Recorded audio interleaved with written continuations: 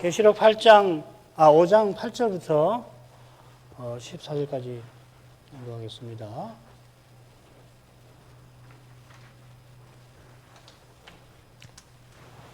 책을 취하심에 내 생물과 24장로들이 어린 양 앞에 엎드려 각각 검은 거와 향이 가득한 금 대접을 가졌으니 이 향은 성도의 기도들이라. 새 노래를 노래하여 가로되 책을 가지시고 그 인봉을 떼기에 합당하시도다. 일찍 죽임을 당하사 각 족속과 방언과 백성과 나라 가운데서 사람들을 피로 사서 하나님께 드리시고 저희로 우리 하나님 앞에서 나라와 제상을 삼으셨으니 저희가 땅에서 왕노릇 하리로다 하더라. 내가 또 보고 들으매 보좌와 생물들과 장로들을 둘러선 많은 천사의 음성이 있으니 그 수가 만만이요 천천이라. 큰 음성으로 가로되 죽임을 당하신 어린 양이 능력과 부와 지혜와 힘과 존귀와 영광과 찬송을 받으시기에 합당하도다 하더라. 내가 또 들으니 하늘 위에와 땅 위에와 땅 아래와 바다 위에와 또 그 가운데 모든 만물이 가로되 보좌에 앉으신 이와 어린 양에게 찬송과 존귀와 영광과 능력을 세세토록 돌릴지어다 하니 내 생물이 가로되 아멘 하고 장로들은 엎드려 경배하더라. 요한이 둘째 성소 이상, 계시록 4, 5장이죠. 여기서 2개 이상을 기록합니다. 2 이상, 4장과 5장에 각각 있는 이 이상은 그러나 동시에 하나의 이상에서 서로 이어지는 장면들로 볼 수도 있겠다, 그런 생각이 들었습니다. 2가지 점에서 그런데 하나는 계시록 5장에서 더욱이 6장 7장에서 줄곧 그리고 내가 보매 카이 에이돈이라고 하는 표현과 관련이 되어 있고, 다른 하나는 계시록 4장 마지막 부분에 관한 해석과 붙어 있습니다. 이 4장 마지막 부분에 관해서 한 유력한 해석은 이 부분이 보좌 이상의 마지막 장면이라고 보는 거죠. 그리고 반복적으로 이루어진 행위를 묘사한다. 나쁘지 않습니다만은 이 부분에 그 동사들이 세 군데 미래 시제로 되어 있어서 요한이 이 부분을 일종의 진술로 기록한 것으로 해석을 해볼 수 있습니다. 그렇게 보면 이 부분에서 요한은 둘째 이상의 두 번째 제5장의 중요한 장면을 어린 양 이상이죠. 이 계시록 4장 마지막에서 예고하는 것 같습니다. 그래서 줄거리를 좀 수정해 볼 수 있어요. 뭐 대단한 거 아닌데 결국 이 계시록이 굉장히 신비한 내용이 많은데 줄거리를 잘 잡아야 하거든요. 참고하시면 됩니다. 요한이 예고하기를 내 생물과 24장로가 경배하며 찬송하게 될 거라 4장 마지막에서 그렇게 예고하는데 그 이유가 뭔가 하면은 바로 어린 양께서 하늘 보좌에 나타나 보좌에 앉으신 분의 오른손에서 인봉한 책을 받으시는 이 사실에 있습니다. 이 사실이야말로 하늘의 천사들이 예시대 내내 간절히 바라던 그 일일 겁니다. 여호와께서 예시대 내내 선자들에게 오실 메시아에 관한 계시를 전해주셨는데 그 일에 천사들을 쓰셨지요. 가령 가브리엘이 다니엘에게 저 유명한 70일에 70주에 관한 계시를 전했는데 전한 그 계시가 역사에서 실제로 이루어지기를 그가 얼마나 바랐을까? 어디서 확인할 수 있냐면은 마침내 그가 사가랴, 요한의 아버지 사가랴와 우리 주님의 모친 마리아에게 나타나서 메시아 탄생에 관한 말씀을 전달하는 그 본문에서 잘 드러납니다. 요한이 예고한 것처럼 내 생물과 24장로가 일찍 죽임당한 것 같은 어린 양을 뵙고는 경배와 찬송을 과연 오늘 읽은 본문에 드리지요. 계시록 4장 9절부터 11절이 우리가 해석한 것처럼 요한이 어린 양 장면을 예고하는 거라면 계시록 5장 처음에 그리고 내가 보매 한 것은 예고한 장면을 소개하는 표현으로 볼 수 있습니다. 그러니까 이런 일이 있을 거다 하고 5장 처음에 그리고 내가 보았다 이렇게 하는 거죠. 같은 표현이 계시록 5장에 3번 더 나옵니다. 2절, 6절, 11절에 세 번의 표현을 통해서 요한이 하나의 이상에서 계속 보았던 새로운 장면들을 소개하는 겁니다. 6장, 7장에 이 표현들이 6번 더 나옵니다. 역시 연속되는 장면으로 보는 것이었죠. 6장에 보면 어린 양께서 이를 떼시는 장면이 나오는데 그건 뭐 이 아버지 우편에서 책을 받으신 장면에 이어서 나오는 장면들이겠죠. 요컨대 주님께서 갑자기 보좌 가장 가까이에 나타나시더니 보좌에 나아가 보좌에 앉으시니 오른손에서 책을 받으시고 그리고 필시 보좌에 앉으셔서 인을 떼시는 그것이 요한이 본 이상의 연속되는 장면들일 겁니다. 지난 시간에 이어서 오늘 천사와 만물의 경배와 찬송을 보겠는데 줄거리를 먼저 보십시다. 8절 네 생물과 24장로가 어린 양 앞에 엎드린 장면입니다. 그리고 9절 10절에서는 많은 천사의 찬송이 나오고요. 그 다음에 11절부터 13절까지는 9절부터 10절에서는 이 네 생물과 장로들의 찬송이고 그 다음에 11절부터 13절은 이 많은 천사와 만물의 찬송이 나옵니다. 그리고 14절에서는 이 네 생물과 장로의 반응이 나오죠.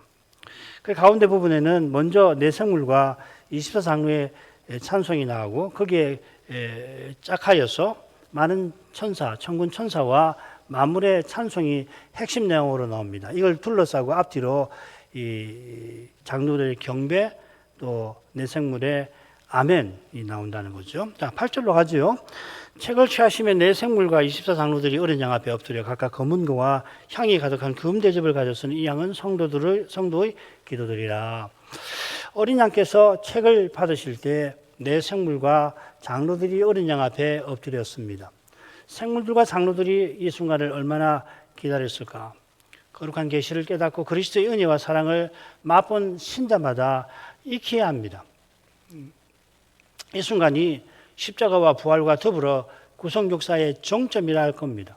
주님의 승천, 우편 좌정, 이 둘은 이 성육신과 십자가와 부활과 함께 소위 구원 역사에서 결정적 그리고 정점적 사역에 속합니다. 말이 좀 어렵게 됐는데 구원 역사에서 분수령과 같다 하는 겁니다. 약선자들이 멀리서 겹쳐본 두 산, 초림과 재림인데 멀리서는 두 산이 그냥 겹쳐서 보이는데 앞산이 주님의 초림이고 뒷산이 주님의 재림이죠. 그죠? 지금 이 사건은 앞선 산, 그것도 태산입니다. 재림 외에 이 산보다 큰 봉우리가 구약시대에 없지요. 출애굽 사건이라고 해도 이 일에 견줄 수가 없습니다. 이 태산은 메시아의 동정녀 탄생, 십자가, 부활, 승천, 우편, 좌정으로 구성된다 할 수 있습니다. 한 덩어리라고 보면 됩니다. 주님의 십자가와 부활이 성육신 없이 이루어질 수 없고 승천과 우편, 좌정이 십자가와 부활 없이 이루어질 수 없습니다. 십자가 없는 부활도 생각할 수 없고 부활 없는 십자가도 하나님 뜻과 상관이 없습니다. 오늘날 수많은 소위 자유로운 신학자들이 이걸 이야기하는 거 아니에요? 말이 안 되는 이야기입니다. 예수는 죽었고 그리고 부활하지 않았다는 거 아닙니까? 부활하지 않았지만은 그의 숭고한 십자가에서 보여준 그 도덕적 이념이 소위 예수를 따르는 신도들, 추종자들의 마음에 아름답게 피어오르는 그것이 부활이다. 말도 되지 않는 이야기입니다. 그게 말이 아무리 아름답게 되고 제가 아무리 거칠게 말도 안 된다고 하더라도 그럴 수밖에 없어요. 그거 하나님 뜻하고 아무 상관없는 겁니다. 그게 무슨 기독교예요. 그런 정도의 인륜, 이웃사랑, 희생, 봉사, 기독교에도 얼마든지 있어요. 소위 자유롭다고 하는 신학자들, 특별히 이 고전적 자유주의자라고 하는 사람들은 얼마나 도덕적인지 모릅니다. 말도 못할 정도로 도덕적입니다. 아무리 도덕적이라도 아닌 건 아닌 거예요. 아무리 도덕적으로 산다고 하더라도 그걸로 구원받는 거 아닙니다. 우리가 공자님 책을 읽고 명자님 책을 읽고 배우는 점이 있습니다만은 공자님, 명자님 책을 읽어서 구원 얻는 거 아니에요. 그분들을 뭐 함부로 폄훼해서는 안 되지만은 그건 아닌 건 아니에요. 구원은 그런 거 아닙니다. 구원은 죄와 죽음의 권세에서 건져주시는 것, 죄의 책임을 면제해 주시는 것, 장차 그리스도와 같아지는 거 아니에요? 이게 구원이라고 해요. 이걸 우리가 다 고백합니다만은 거기에 담겨 있는 그 뜻을 계속해서 깨달아가야 해요. 이런 내용이 계시록 4장의 이상에서 일찍 죽임당한 것 같은 어린 양이 7뿔과 7눈을 가지시고 보좌로 나가시는 장면에 담겨 있죠. 주님께서 유다 지파의 사자라 불리셨듯이 어린 양의 모습으로 이상 중에 나타나신 것은 모든 구약 계시를 요약하는 겁니다. 역사의 시초에 여인의 후손을 약속하신 후로 모든 구약 계시는 오실 일을 증거하였습니다. 오실 이가 마침내 오셨습니다. 전능하신 하나님이 사람으로 오셨습니다. 여호와께서 여호와의 종이 되셔서 친히 맺으신 옛 언약을 이루신 터에서 이제 새 언약을 완성하시려고 아버지께 봉인된 책을 이제 이 장면에서 받으신 겁니다. 이 광경을 직접 본 생물과 장로가 놀라고 감사하며 그 앞에 경배한 겁니다. 자, 이 부분 끝에도 24장로가 역시 경배하는데 거기는 보좌에 앉으신 하나님과 어린 양께 경배하는 거죠. 여기서는 어린 양을 경배를 합니다. 이는 어린 양께서 다윗의 뿌리, 곧 하나님이심을 가리키는 거죠. 지상에서 예수님이 신성을 나타내실 때 그 영광을 보는 제자들, 특별히 병고침 받은 자들이 주님 앞에 엎드려 경배하곤 했죠. 이제 하늘에 오르신 지금 생물들과 장로들은 어린 양이 책 받으시는 장면에서 성자의 영광이 찬연히 비치는 것을 보았던 것 같습니다. 그러면 경배할 수밖에 없는 거거든요. 네 생물과 장로들이 엎드릴 때 각각 검은고와 향이 가득한 금대접을 가지고 있다. 이렇게 되어 있습니다. 엎드려 가졌으니 뭐 오해할 건 하나 없는데 이들이 검은고와 대접을 가진 채로 엎드렸다 이 말이겠죠, 그죠? 분사형으로 되어 있습니다.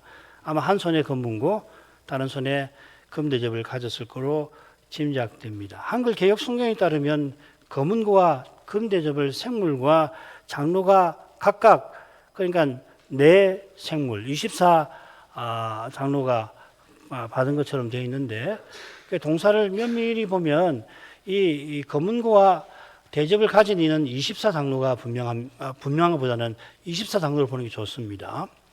그건 밑에 설명입니다. 그 다음 단락. 검은고라 새긴 악기는 작고 간단한 형태의 하프 같아요. 고대 악기들 재현해놓은 걸 보면, 그러니까 한 손에 질 수도 있을 거라고 생각이 드는데, 24장로가 이 악기를 가진 사실은 다윗이 세운 24반열의 레위 찬양대를 연상시킵니다. 찬양대 책임자로 봉사하던 아삽, 헤만, 여두둔, 게르손, 고핫, 무라리 가문 아니에요, 그죠? 레위의 세 가문. 이 세 분에게서 24 찬양 책임자가 배출이 되는데 이들은 재금과 비파와 수금을 잡고서 성전에서 노래하도록 다윗이 그렇게 세웠습니다. 여기 이 수금이 검은고라 번역된 악기로 보입니다. 비파하고 이 수금하고 검은고랑 비슷하니까 번역하는 분이 이렇게 검은고라고 한 것 같아요. 다윗이 솔로몬을 위하여 성전 시간과 더불어 레위 반열을 세웠는데 성신께서 주셨죠, 그죠? 참고 구절 보시면 되고, 성신께서 하늘을 열어 식양과 제도를 주셨습니다. 그러니까 지상 성소는 하늘 성소의 모형입니다. 히브리서가 그걸 가르치잖아요. 8장 5절 저희가 섬기는 것은 하늘에 있는 것의 모형과 그림자라. 모세가 장막을 지으려 할 때에 지시하시면 얻음과 같으니 가라사대 삼가 모든 것을 산에서 내게 보이던 본을 조차 지어라. 산에서 무슨 본을 보였느냐? 하늘 성소의 본을 보이셨다 이 말이죠. 그죠? 그 본을 보고 그 본 따서 만든 것이 지상의 성막이고 성전이라 이 말이죠. 제도도 마찬가지입니다. 이런 점에 비추어서 예배 찬송에서 악기를 사용하는 주제도 우리가 지나가면서 살필 필요가 있겠습니다. 계시록에 기록된 찬송 가사가 예배를 위한 찬송가에 영감된 표준이 되어야 하듯이 우리 계시록에 나온 찬송이 우리 이 찬송가에 많이 반영되어 있잖아요, 그죠? 우리 찬송만큼 반영한 찬송가가 쉽지는 않을 거예요. 그 어전 앞에 나와서 전하고 하나님의 그 영광을 비춰주시고 그 비춤 받는 이런 것들, 천군 천사들이 찬송하고 우리도 가담하고 만물도 가담하는, 계시록에 기록된 찬송 가사가 예배를 위한 찬송가에 영감된 표준이 되어야겠죠. 그것처럼 찬송 가사에 적합한 신령한 음악이 있어야 하고 그 음악에 걸맞은 악기 사용도 있어야 할 겁니다. 우리가 개혁 교회니까 칼빈을 늘 존중합니다만은 칼빈 선생이 악기 사용을 반대했다 그렇게 알려져 있죠. 그런데 제가 최근에 알게 된 건 뭐냐면 칼빈이 예배 찬송에서 악기를 절대 쓰지 말라고 한 건 아니에요. 그 연유를 찾아보니까 그때 사용한 악기가 음정이 매우 불안정했다는 거예요. 그래갖고서 음정이 불안하니까 이 악기를 연주하면은 찬송이 안 되는 거예요. 뭐 그만하죠. 이 뭐 음악적인 거니까 다른 시간으로 넘기고. 이는 예배 찬송에서 반주가 얼마나 중요한가를 잘 보여주는 것이죠. 그죠? 24장로는 검은가와 아울러 금 대접을 가졌는데 이 대접에는 향이 가득합니다. 모세의 성막에 그 향단이 성소에 있었죠. 제성소 바로 앞에. 제사장이 번제 드린 후에 번제단의 숯불과 그리고 향을 각각 가지고 와서 향단에서 분향을 하는 겁니다. 그 불 숯을 놓고 그 위에 향을 얹어서 피우는 거죠. 그죠? 향을 피우는 이 절차는 번제단에서 제사 드리는 마지막 절차와 같지요. 용어 자체가 같습니다. 카타르란 말입니다. 기름을 번제단 불에 놓아 연기로 바꾸어서 그 불사른다는 번역을 뭐 틀렸다고 할 수 없지만 중요한 건 연기로 바꾼다는 말이에요. 그 말이. 향을 향단에서 살라 연기를, 향연을 만드는 거죠. 연기. 분향할 때 제사장이 기도하고 그 기도에 백성이 함께 하죠. 그래서 분향이 기도를 가리킵니다. 시편 141편 2절 나의 기도가 주의 앞에 분향과 같이 되며, 분향이 기도를 가리킨다는 것은 제사의 기름을 연기로 바꾸는 것이 희생과 그 기름이 상징하는 중보자가 성막 위에 솟아오른 그 영광 구름 속으로, 그러니까 그 구름 안에 계시는 보좌의 하나님께로 나아가는 걸 상징하는 거예요. 계시록 4장, 5장, 특별히 5장 장면을 상징하는 거란 말이에요. 가리키는 거란 말이죠. 계시록 5장의 이상에 나온 대로 어린 양 곧 십자가 지신 그리스도께서 보좌에 앉으신 하나님께 나아가셨습니다. 이는 우리가 하나님께 나아감을 얻게 하신 겁니다. 아버지 우편에 앉으신 그리스도는 영원한 대지상으로 우리를 위해서 기도해 주심으로 이 주님을 의지하는 우리가 영원히 하나님께 나아가게 하십니다. 히브리서 7장 25절이 그것이죠. 읽겠습니다. 그러므로 자기를 힘입어 하나님께 나아가는 자들을 온전히 구원하실 수 있으니 그가 항상 살아서 저희를 위하여 간구하심이니라. 이 교훈이 계시록 8장 처음에 나오지요. 8장 3, 4절. 다른 천사가 금향로에 많은 향을 다 받아가지고서 보좌 향단에 살라 드리는데 모든 성도의 기도를 아울러 드립니다. 다른 천사가 피운 향연이 성도의 기도와 함께 하나님 앞에 돌아가는, 앞으로 올라가는데 이 향연이 바로 대지상 그리스도의 간구입니다. 우리가 이 그리스도의 간구 안에서 하나님께 나아가는 겁니다. 우리의 기도가 하나님께 나아가는 그 방도인 겁니다. 예배는 하나님이 말씀으로 우리에게 오시는 측면과 우리가 기도와 찬송으로 하나님께 나아가는 면이 있습니다. 이 두 국면 모두 그리스도께서 아버지를 우리에게 선포하시고 우리 중에서 아버지를 찬송하시는 사역으로 이루어지는 것입니다. 이런 배경에 비추어서 여기서 24장로가 가진 금 대접의 향이 성도의 기도라고 하는 표현을 살펴보십시다. 이 표현은 우리가 그리스도 이름으로 기도하여 아버지께 나아감을 가리키는 거죠. 그리스도께서 우리를 위해서 간구해 주셔서 우리의 기도가 하나님께 이르게 해 주십니다. 그리스도께서 중보자로서 이런 일을 행하시는데 다른 천사도 쓰시고 다른 천사라고 하는 특수한 천사입니다. 24장로도 쓰시는 겁니다. 히브리서 1장 14절에 모든 천사는 부활하신 그리스도가 부리시는 영으로서 구원 얻을 후사 우리를 위하여 섬기라고 보내심이 아니냐 그 말이죠. 24장로가 검은고를 가진 것은 이어 찬송 드리기 위함이듯이 그들이 금대접을 가진 것은 그들이 드린 찬송의 내용과 붙어 있습니다. 24장로는 어린 양께서 십자가로 우리를 사서 아버지께 드려 나라와 제사장 삼으셨다고 찬송합니다.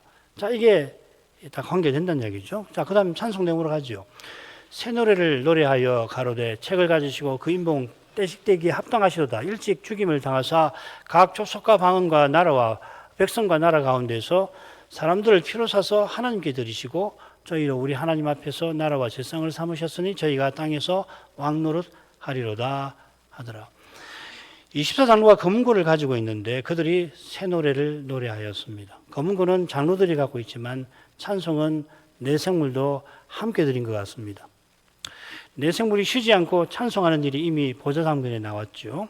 재림 직전에 장로들과 생물들이 역시 경배하면서 함께 아멘 할렐루야 하고 찬송하는 장면이 19장에 나옵니다. 이 부분에서도 내생물이 장로들과 천군들과 만물의 찬송이 끝나자 역시 아멘하고서 찬송에 참여하죠. 이런 점으로 봐서 새 노래를 노래하는 이는 장로들과 또한 생물인 것 같습니다. 문법적으로도 가능한 겁니다. 이거는 그건 자세에서 뺐습니다. 중요한 것은 이들이 새 노래를 노래한 사실입니다. 새 노래의 내용은 이어나오고 곧 살필 겁니다. 새 노래가 계시록에 한 번 더 장엄한 장면에 한 차례 더 나옵니다. 14장인데요. 이 장면에서 어린 양께서 시온산 하늘의 시온에 서 계시고 어린 양과 함께 14만 4천 명이 함께 서서 새 노래를 보좌와 내생물과 장로들 앞에서 부릅니다. 새 노래를 부르는 14만 4천 명은 이마에 어린 양의 이름과 그 아버지 이름이 있습니다. 7장에 이마에 인을 친다는 그 내용과 관계되는 거죠. 이는 그들이 정절이 있고 신절이 있고 어디든지 어린 양의 인도를 받고 하나님과 어린 양에게 속한 자임을 가리킵니다. 이마에 하나님과 어린 양의 이름이 있는데 예수님은 이 이름을 나의 새 이름이라 부르셨습니다. 주님의 새 이름이 있는 성도들이 새 예루살렘입니다. 이 새 예루살렘이 있는 세상이 새 하늘과 새 땅입니다. 거기서 하나님께서 내가 만물을 새롭게 한다 하셨습니다. 이 새롭다는 말이 계시록에 나오는 용어들이 여기 다 설명이 되어 있습니다. 지금 어린 양께서 하늘 보좌에 나아가시자 장로들과 생물들이 새 노래를 부른 것은 하나님께서 만물을 새롭게 하실 그 일이 이제 바야흐로 시작되었다 하는 뜻이죠. 우리식으로 말하면 복음서식으로 말하면 하나님 나라가 임했다 이 말이죠. 그렇죠? 예수께서 갈릴리 사역을 시작하시면서 하나님 나라가 가까이 왔다 하셨는데 부활 성천하신 거기서 그 나라가 이미 세워지기 시작한 겁니다. 이것이 생물과 장로들이 부른 새 노래의 내용에 속합니다. 이들은 먼저 어린 양의 탁월한 자격을 기립니다. 책을 가지시고 그 인봉 떼시기에 합당하신 분이다.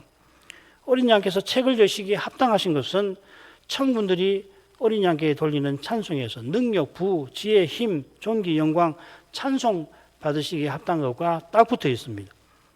천사들도 결국 어린 양께서 하나님의 구속 경륜을 이루실 자격과 능력과 권위 지니신 것을 깨닫고 어린 양에게서 이 영광이 비치는 거거든요. 그 영광을 보고서 그렇습니다 하고서 찬송하는 거예요. 우리 찬송도 마찬가지예요.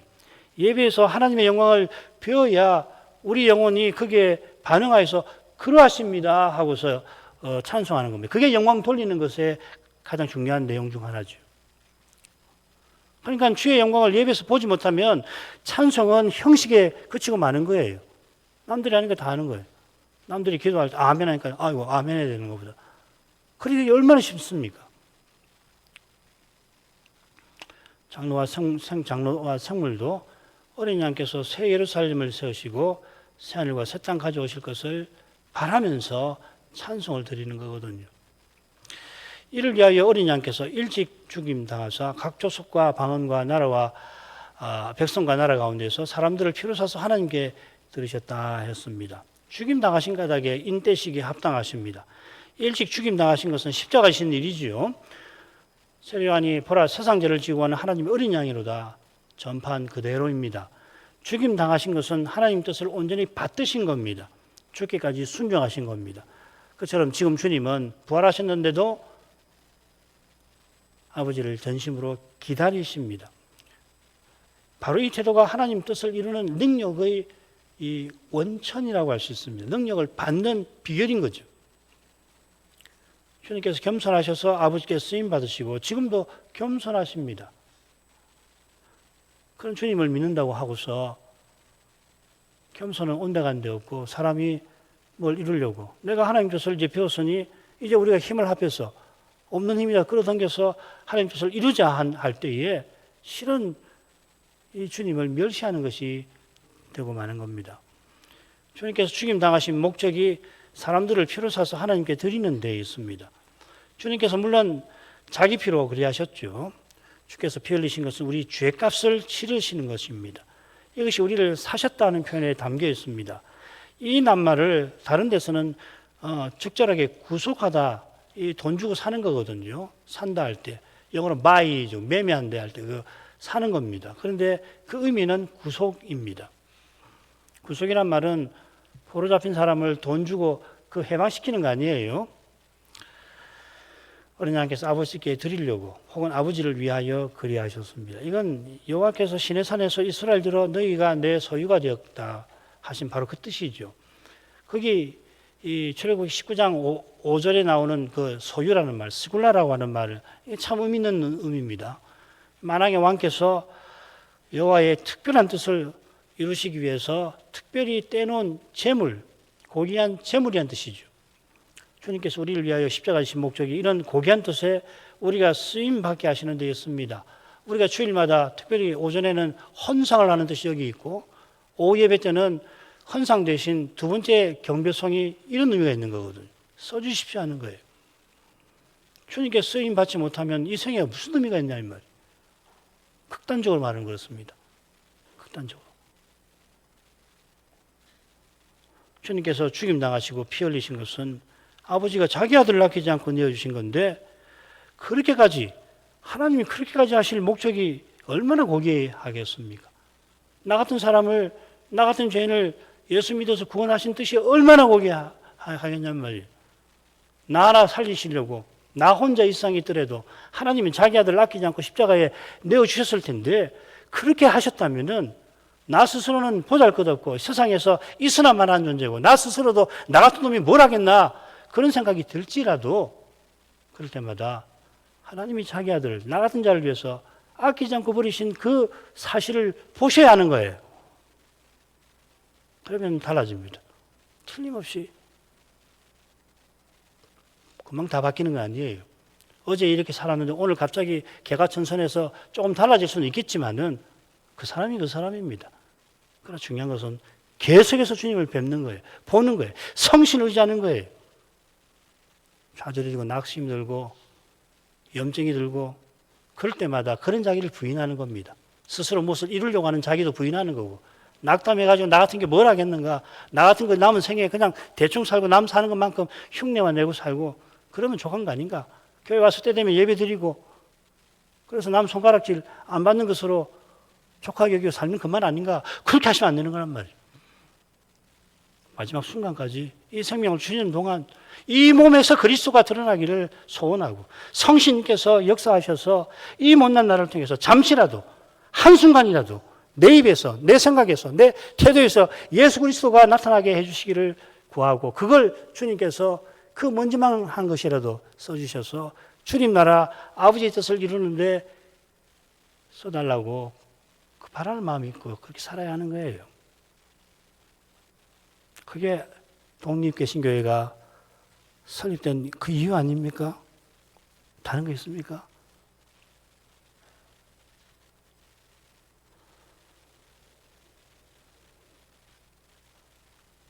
밑에 내용은 그런 겁니다. 이런 목적을 외면하고서 겨우 이 세상에서 남보다 좀 더 재물, 권력, 명예를 얻고자 한다면 세상에서 못하니까 여기 와갖고서 이 조그만 사회에서도 그거 해보려고 좀 작으니까 이런저런 이유로 만만하니까, 해볼만 하니까 얼마나 구차하겠습니까? 주님 보시기에. 겨우 여기 와서 명예 없고 권력 없고 아는 사람 동원해가지고 무슨 뜻을 이루려고 해보고 주님이 어떻게 보시겠습니까? 얼마나 누추한 겁니까?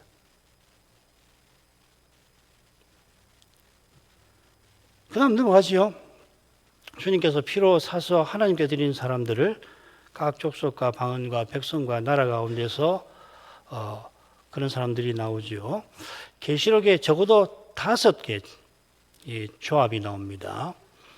네 항목이 순서대로 배열된 방식은 수학적으로 24가지죠. 그죠? 24가지 중에서 5번이면은 통계학적으로 굉장히 의미심장하지 않습니까? 그 5분의 1쯤 되는 거 아닙니까? 그죠? 대략 5분의 1. 그러니까 무슨 말씀이냐면, 이거 설명 안 하겠습니다. 읽어보십시오. 가서. 이 조합을 연구해 보면요. 질서가 있어요. 명확한 질서가 있습니다. 하나를 더 추가할 수 있어요. 10장 11절도 추가할 수 있습니다. 거기는 족속 대신 임금이 나와서 제가 뺐습니다. 그걸 넣더라도 이 순서나 질서가 허물어지지 않습니다. 제가 지금 말씀드리려고 하는 게 뭐냐면 성경은요, 희한한 책이에요. 세상에 이런 책 없습니다. 어느 사상서, 어느 문학서 이렇게까지 쓴 책이 있으면은 그 대단한 사람일 겁니다. 그러나 성경은 성신의 영감 위해서 쓴 것인데 말 한마디 단어 하나 허투루 쓴 게 없어요. 마찬가지로 어떤 줄거리에 있어서도 연구를 해볼 만해요. 제가 너무 이게 연구를 많이 하면 시간이 다른 걸 못 하니까 이만큼만 하고 중단했는데요. 한번 돌아와서 한번 읽어보십시오. 이게 우연히 이런 별이 나왔겠나? 그렇지 않습니다. 이건 매우 의도적인 겁니다. 왜 이런 순서로? 그냥 지루하니까 똑같이 하면 심심하니까 우리 이 세상에서는 이 소위 말하면 장문을 할 때 그걸 가르치죠. 그죠? 앞에 이런 말 썼으면 표현이 그렇으면 좀 바꿔갖고 그래야 재미있으니까. 성경 그거 아닙니다. 뭐 그런 재미가 전혀 없다는 건 아니지만은 순서를 바꾸는데 이게 24가지 중 순열 중에 24가지가 가능하잖아요. 우리 고등학생도 아시죠? 그 중에 5을 썼어요. 그러면 확률적으로 5분의 1에 가까이 된다고요. 그런데 그 순서가 말이에요. 우연이라고 보기에는 너무 질서가 있단 말이에요. 그 다음, 왜 이렇게 했겠냐는 말이죠. 그 말은 뭐냐면, 요한계시록이라고 하는 이 신비한 책을 읽을 때 해석을 잘할 수 있는 실마리를 이렇게 주는 거란 말이에요. 그래서 아마 여기서는 이걸 강조하려고 하는가 보다. 여기서는 이걸 말하려고 하는가 보다. 그런 거예요. 자, 넘어갑시다.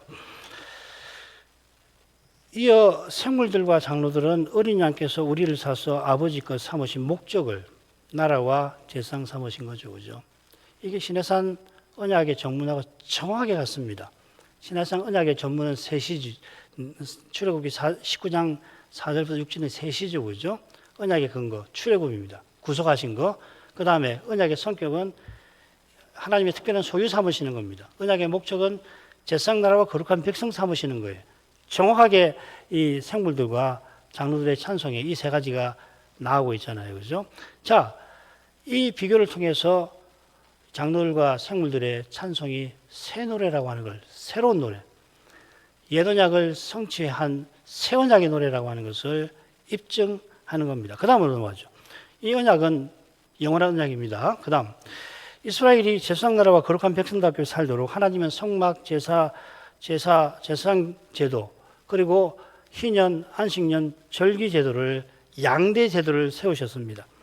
이스라엘이 제사장나라답게 살기 위하여서 레위 지파와 아론 가문을 제사장 직분에 세우신 것처럼 가나안에서 받은 기업의 땅을 각 백성에게 주셨습니다. 희년, 안식년, 절기 제도는 이 사실과 특별히 관계되어 있죠. 물론 절기는 제사장 제도하고도 제사 제도와도 연결이 되어 있습니다만은 이제 우리 각각이 제사장이 되어서 대제사장을 통해서 하나님을 가까이 합니다. 제사장 나라, 제사장입니다. 우리는 하나님을 가까이 할 때 하나님의 거룩하고 영원하고 아름다운 나라가 7뿔과 7눈을 가지신 어린 양을 통하여 이미 우리 가운데 나타나게 하십니다. 그 나라의 본질이 그리스도께서 전부이시고 그 전반에 계시는 사회입니다. 이 사회, 지금 여기서는 이 사회를 그리스도의 몸인 교회가 단연 드러납니다. 이 세상에서는 그리스도가 전부이시며 그 전반에 있는 그런 사회를 찾기가 어려운 거죠. 그래서 교회가 사회 문제에 직접 관여를 안 하는 거예요. 신자 개인은 소명과 사명에 따라서, 직분과 은사에 따라서 사회에서, 기업에서, 학교에서, 국가에서 이런저런 하나님 나라의 능력을 나타내는 일을 하지만 교회 자체는 그렇게 안 하는 거예요. 교회 자체는 할 일이 있어요. 그게 뭐냐면 그리스도가 그 안에서 전부인, 그 전부 안에 그리스도가 계시는 그런 사회를 구현하는 것이 교회의 목적이라고, 존재 목적이라고요. 이런 사회는 세상 어디서도 볼 수 없어요. 교회에서 보는 거예요. 교회에서 이걸 못 보면 어떻게 됩니까? 제일 불쌍한 사람이 그리스도를 믿노라고 하는 바로 그 사람들이라고요. 그게 고린도 전서 15장에서 바울이 말하는 것 똑같습니다. 부활이 없다면. 그 말이 뭡니까? 장차 그리스도가 같아지는 부활이 없다면 그리스도가 헛되이 죽으신 거다. 너희 믿음이 헛되다. 그리스도가 다시 사신 것이 아니다. 그 이야기가 뭡니까? 바로 이야기라고요. 우리가 장차 그리스도가 같아진다는 게 뭡니까?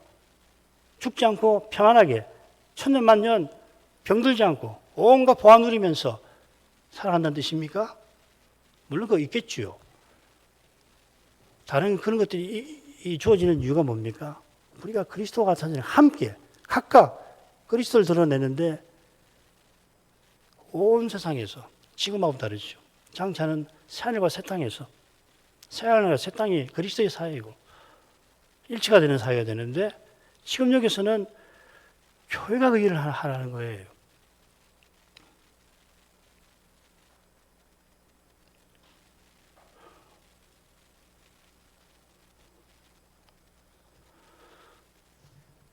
그리고 이제 에베소서 1장 23절 교회는 그리스도의 몸이니 전부 안에서 전부를 채우시는 그리스도의 충만이다.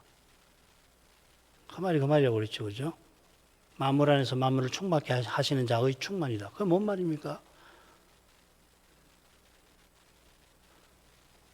모든 것 안에 자기로 다 채우시는 그분의 충만이 교회란 이야기예요.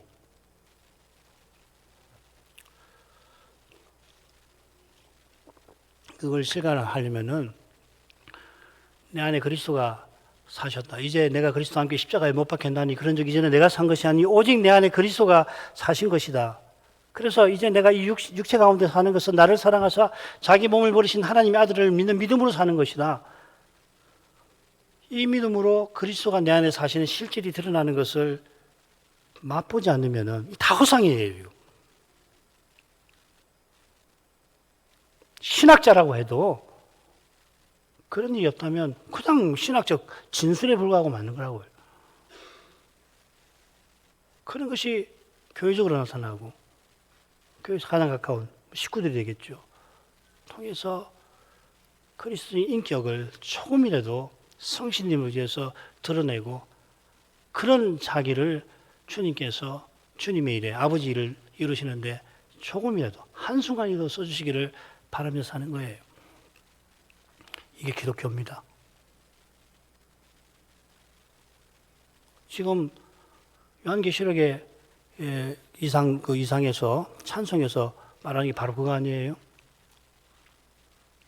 그런 거 있습니까? 어디 있습니까? 있었습니까? 있겠습니까? 이것이 중요한 문제예요. 날마다 중요한 문제라고. 마지막은 나라와 제사장 삼으시는데 땅에서 왕노릇 한다고 했습니다.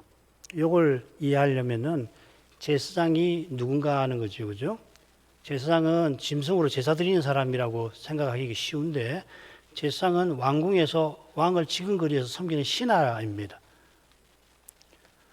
그러면 왕노릇 한다는 말이 과연 어려운 건 아니죠. 그죠? 그 왕을, 만약에 왕을 모시는 사람이 그 왕의 통치에 특별히 부왕이신 그리스도와 함께해서 그 왕노릇에 참여하게 하신다는 이야기죠. 그래서 계시록에 보면 왕노릇 7번 나오는데요. 세 번은 그리스도와 하나님 통치, 네 번은 신자의 통치를 가르칩니다. 한 번은 재림 후 우리가 천사도 다스리는 통치고요. 나머지 세 번은 땅에서 왕노릇하는 건데 어디 나오냐면 계시록 20장 4, 6절입니다. 여기 천년왕국에 관한 내용이 나오잖아요. 4절에 이 왕노릇에 참여하는 사람들이 구체적으로 언급됐는데 누구냐면요. 예수의 증거와 하나님의 말씀을 인하여 목배임 받은 자들의 영혼, 짐승을 숭배하지 아니하여 핍박받는 자들 이렇게 되었습니다. 무슨 말입니까? 왕노릇 하는데 어떤 방식으로 하냐면 핍박과 순교를 통해서 한다 이 말이죠. 다섯째 인을 떼실 때 순교당한 영혼이 하늘에 올라가 탄식의 기도를 드리죠. 그 기도가 그리스도의 통치에 쓰임 받습니다. 우리가 어떻게 왕노릇 하는가? 그리스도의 고난에 참여함으로 실감하는 겁니다. 그리스도의 고난에 참여해서 사람이 볼 때는 지는 것 같은데 그리스도는 고난받는 그 일을 통해서, 그 교회를 통해서 죄와 죽음의 원수를 이기는 그런 승리를 거두신다는 겁니다. 이게 모든 성경이 일관되게 가르치는 핵심 교훈입니다. 이걸 안 가르치면은 복음을 다 가르치다고 말할 수 없어요. 이것만 가르칠 수는 없어요. 이것만 가르치지는 않습니다. 그러나 이것을 가르치려면 다른 모든 것을 함께 가르쳐야 되는 거예요. 그 터에서 이 중요한 내용을 놓치면 안 된다는 이야기. 이 점은 또 오해 가서 조금 더 다룰 수 있을 것 같습니다. 오늘 이만큼 하지요. 걸어가신 아버지 어린 양께서 보좌 가장 가까이에 나타나시더니 장로가 전한 대로 보좌에 앉으신 하나님의 오른손에 책을 받으셨는데 그때 생물들, 장로들이 어린 양 앞에 경배하면서 새 노래로 어린 양을 찬송하였습니다. 그들이 이처럼 경배한 데서 일찍 죽임 당하신 것 같은 어린 양께서 실은 경배받으시기에 합당하신 하나님이심을 우리가 배웁니다. 저희가 당연하게 생각하는 이 교훈이 얼마나 신비한 것인지 그리스도의 십자가와 부활에서 지금 주님이 아버지 우편에서 책의 인을 떼시면서 행하고 계시는 사역을 통하여 깨닫게 해주옵소서. 그리하여 저희 고백이 말에 그치지 않도록 참으로 저희에게서 그리스도의 의타심이 드러나도록 저희 가운데 그리스도의 사회, 그리스도가 그 전부 안에 전부 되시는 그러한 신비한 세계가 조금이라도 먼지만큼이라도 나타날 수 있게 권고해 주옵소서. 하나님은 틀림없이 약속대로 믿는 우리를 그리스도와 같아지게 해주실 것을 의심하지 말게 해주시고 그처럼 말씀의 실질이 틀림없이 이 역사 가운데 우리의 삶에서 드러나게 해주시는 것을 더욱 믿게 하옵소서. 믿은 대로 주께서 그 영광 드러내시는 것을 마침내 보게 하시고 영광의 하나님을 찬미하며 살게 해 주옵소서. 예수님 이름으로 기도합니다. 아멘.